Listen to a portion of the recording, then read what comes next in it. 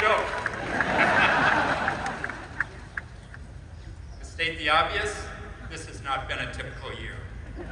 So this will not be a typical update. In recent months, Harvard has attracted an unusual amount of attention. Unless you have been living off the grid or on the International Space Station with Harvard Medical School alum Johnny Kim,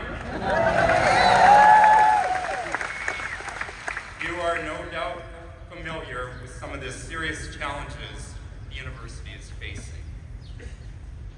What is our approach to those challenges? First, we are defending the university against misrepresentations of who we are and what we do.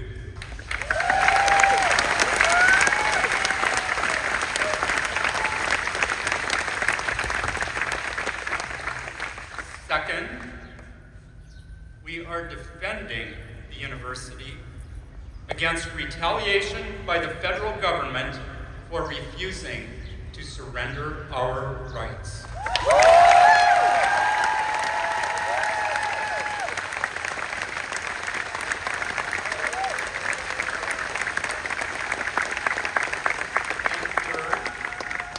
And third, we are addressing legitimate criticism. We recognize that no university, no institution is without flaws.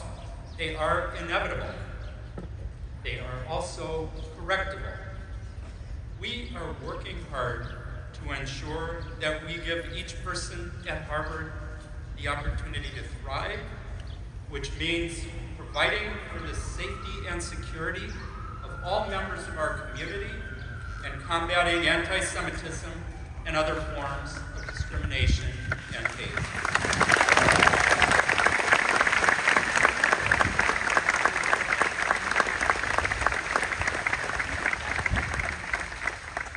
We are working to promote open discourse and constructive dialogue so that everyone feels comfortable expressing their views.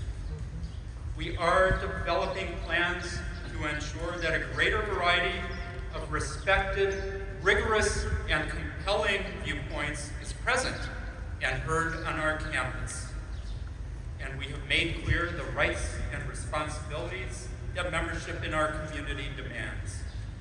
Unless we are able to overcome these flaws, we are unlikely to be successful in pursuing our mission of excellence in teaching, learning, and research. We have reason to be optimistic.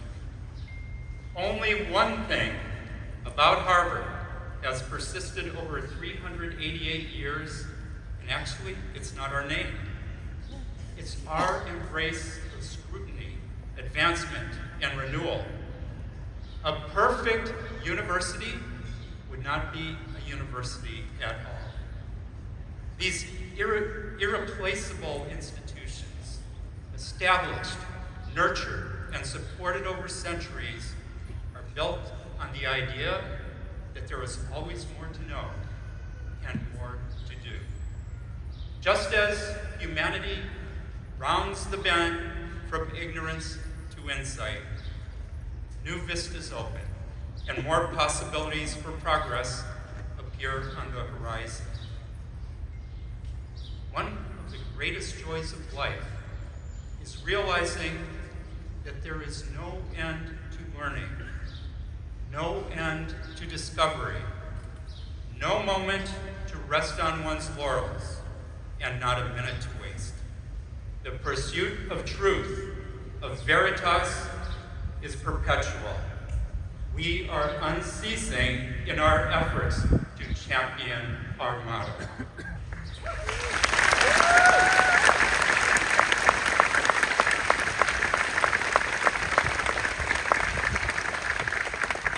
Many of us are here today because institutional mistakes, small and large, subtle and glaring, were identified, considered, and corrected by our predecessors. Like them, we bear the responsibility of delivering to our successors an institution that is better and stronger than the one we inherited. Like them, we prepare Harvard not for the age that is unfolding now, but for the age that is waiting before us. Last week, I told our graduates that they are the hope of Harvard embodied, living proof that our mission changes not only the lives of individuals, but also the trajectories of communities. I know that is true because of you.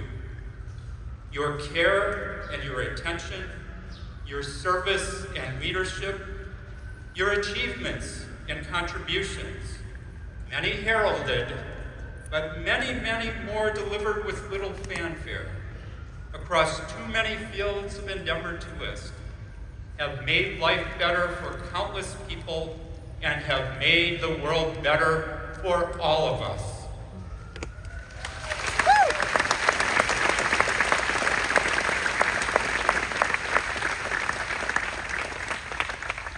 As Harvard has faced demands from without, you have provided strength from within. You have advocated for our interests and supported our research and teaching efforts. Out of loyalty, you have offered honest and thoughtful criticism. You have inspired me with your stories of how the university fueled your ambitions and helped you accomplish more than you dreamed you could. You have told me about the classmates and friends who changed your thinking and the faculty and mentors who expanded your perspective. And one of you who has demonstrated remarkable courage in standing up for the rights we all hold dear, let me know last week how readings from Social Studies 10, Sock Stud 10, decades ago, have come in very handy today.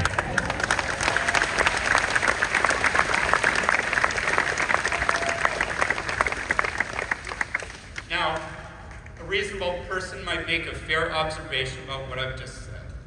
Of course, alumni and friends of Harvard love Harvard. Of course, alumni and friends are defending our mission to educate students, produce and disseminate knowledge, and serve our nation and our world.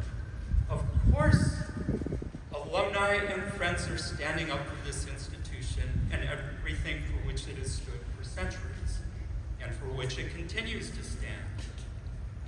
But what about the people with no direct connection to Harvard, Evan? Well, your many emails and letters were not the only ones I received this semester.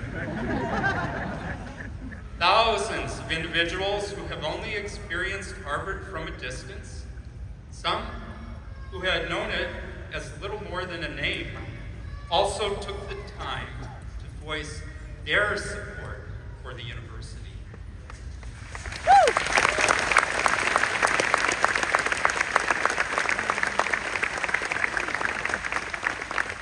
Our efforts to preserve academic freedom and our insistence that no government should dictate what we teach, who we admit and hire, and which areas of study and inquiry they can pursue, were welcomed and applauded around the world and across the country, from every state in the Union. I've heard from a monk in Arkansas.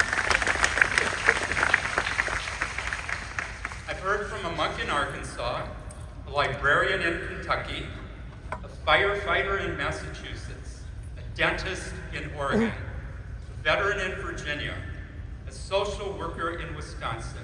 The list goes on and on. I've heard from high school students and college students, from people who care deeply about higher education and what it represents, and from parents and grandparents whose own hope for the future is bound to the prospects of their children and grandchildren. The road ahead will not be easy, wrote a woman from Arizona. But I believe future generations will will look back at this moment and remember that when principles were tested, Harvard did not yield.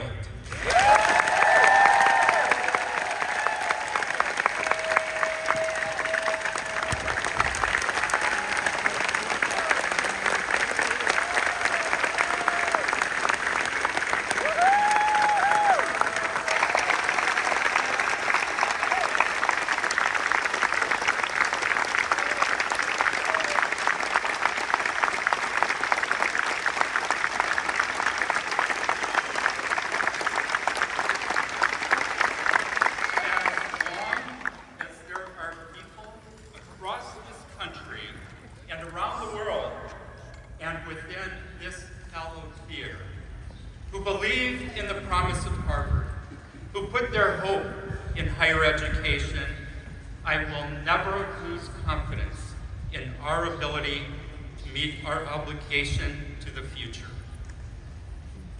The university is as strong as the people of the university.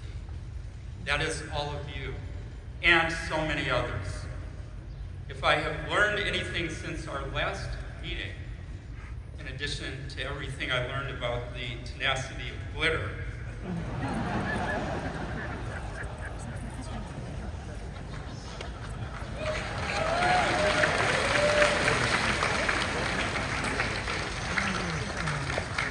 it is that the people who support this university are far more numerous than I ever hoped to imagine. May their confidence in our motto and our mission and their willingness to stand with Harvard sustain us in the months to come. May Veritas lift us up and light our way, especially in dark times, enabling Harvard and our fellow universities to persevere and succeed in building a better future. Not perfect, but more perfect than the present. And may those who come after us look back on the work we do today with gratitude and pride. Thank you.